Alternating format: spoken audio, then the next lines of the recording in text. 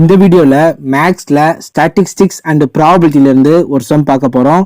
The standard deviation of a data is 3 if each value is multiplied by 5 then the new variance is. இந்த क्वेश्चनக்கு 4 option தந்திருக்காங்க. இந்த 4 ஆப்ஷன்ல எது கரெக்டான option அப்படினா நம்ம ஃபைண்ட் அவுட் பண்ணனும். Standard deviation of the data is 3. Standard deviation வந்து 3 ன்னு சொல்லி கொடுத்துட்டாங்க. So sigma is equal to 3 ன்னு எழுதியாச்சு. If each value is multiplied by 5. So question என்ன சொல்றாங்க அப்படின்னா நிறைய வேல்யூ இருக்கும். அதுக்கு தான் நம்ம ஸ்டாண்டர்ட் டீவியேஷன் 3 ன்னு சொல்லி ஃபைண்ட் அவுட் பண்ணிருப்போம். ஓகேவா? இப்போ அந்த நிறைய வேல்யூ இருக்குல ஒவ்வொரு வேல்யூவோடயுமே 5 ஆல மல்டிப்ளை பண்ணுங்க அப்படின்னு சொல்லி क्वेश्चनல சொல்றாங்க. ஓகேவா? வியூவர்ஸ் நல்லா கவனிங்க. அந்த நிறைய வேல்யூ இருக்குல அது ஒவ்வொன்னு கூடயுமே நம்ம 5 ஆல மல்டிப்ளை பண்ணி ஸ்டாண்டர்ட் டீவியேஷன் ஃபைண்ட் அவுட் பண்ணோம் அப்படின்னா 15 ன்னு கிடைக்கும். இப்போ 5 ஆல மல்டிப்ளை பண்ணாம ஸ்டாண்டர்ட் டீவியேஷன் ஃபைண்ட் அவுட் பண்ணா 3 ன்னு கிடைக்கும். இன்டு 5 ன்னு போட்டோம் அப்படின்னா 15 ன்னு கிடைக்கும். ஸோ ரெண்டுமே ஒன்று தான். ஒவ்வொன்று கூடயும் நம்ம 5 ஆல மல்டிப்ளை பண்றதும் வரக்கூடிய ஆன்சர்ல இன்டு 5 ன்னு போடுறதும் ஒன்று தான். ஸோ நமக்கு இந்த ஒவ்வொரு வேல்யூமே தெரியாது. இங்க ஸ்டாண்டர்ட் டீவியேஷன் மட்டும் தான் தெரியும். அதனால ஆன்சரோடைய நம்ம 5 ஆல மல்டிப்ளை பண்ணிக்குவோம்.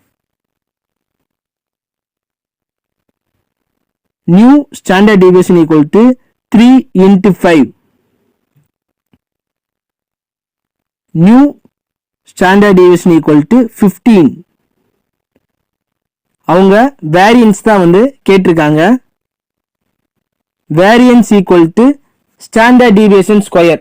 standard deviation square பண்ணா அதான் variance. so sigma square எழுதிக்கிட்டேன். sigma என்னது 15.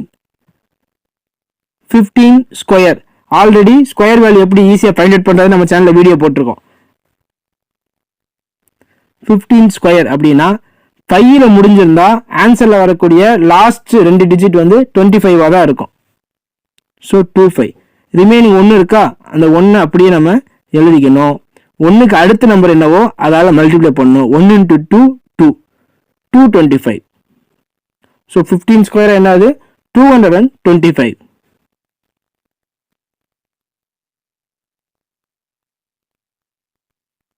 variance equal to 225. So option D 225 is a correct answer. Thank you for watching.